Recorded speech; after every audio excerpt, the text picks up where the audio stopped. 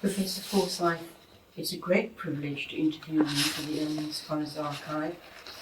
You've had a varied and illustrious career, which started in the early days with the implementation of the National Party's controversial racial policies in South Africa when you were an undergraduate at the University of Pietermaritzburg.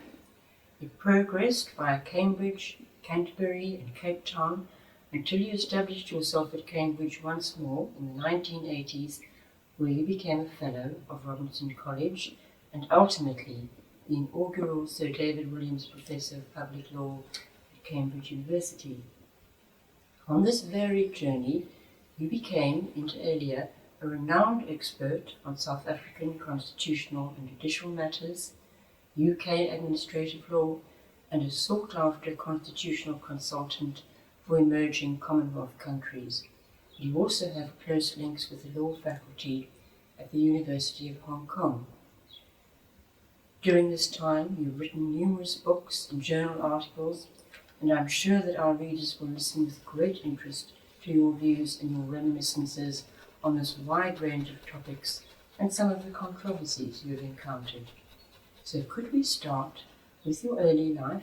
You were born 2 years after the National Party took over the governance of South Africa in 1948. Could you tell us something about your early life? Were you born in this country, or were you born in South Africa? After the war, my father stayed in the army and was seconded to the British Army to work in signals and radar. And that's how he came to be living in England. My parents came to be living in England in the late 1940s, 1950s. And I was born in England, although with strong South African connections. I wondered about that. So your parents were actually South African? Yes. Yes. Right. And I wouldn't be interested to go into the details of which parts were South African, which parts were more British or whatever. But they were sort of a mixed bag. Interesting. Yes. So your primary, any other background information before you moved to your primary school? No, I don't think so.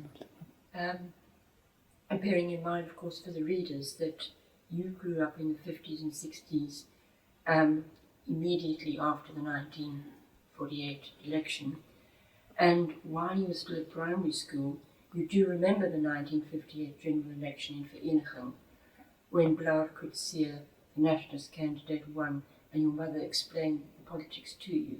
Yes. It was when I was, I think, about 8 years old. We had to get out of the way quickly because this group of rather rumbustious, probably slightly drunk men were coming down the road. They were celebrating the victory of Blaar Coetzee.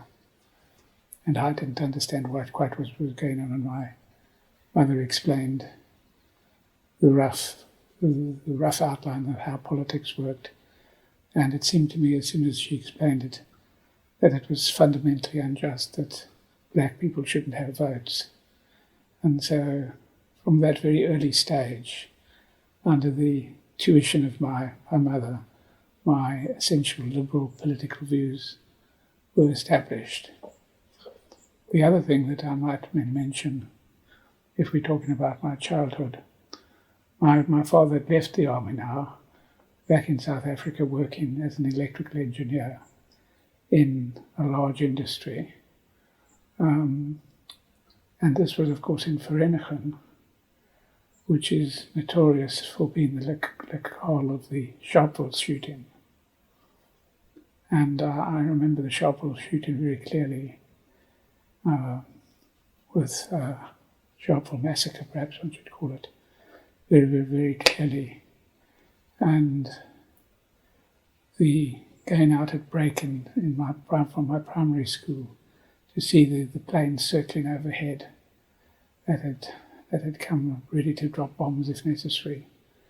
And we saw them fly around about my school, and then going out to change my library books, having 2 armoured cars standing beside the library. And my father going to work, and going to work in rough clothes because he was going to spend the day shoveling coal into the boilers rather than let them out because all the workers had gone on strike. Those are my memories of one side of the barricades of the Sharpeville massacre, not of any particular significance other than an experience that I relate in this interview.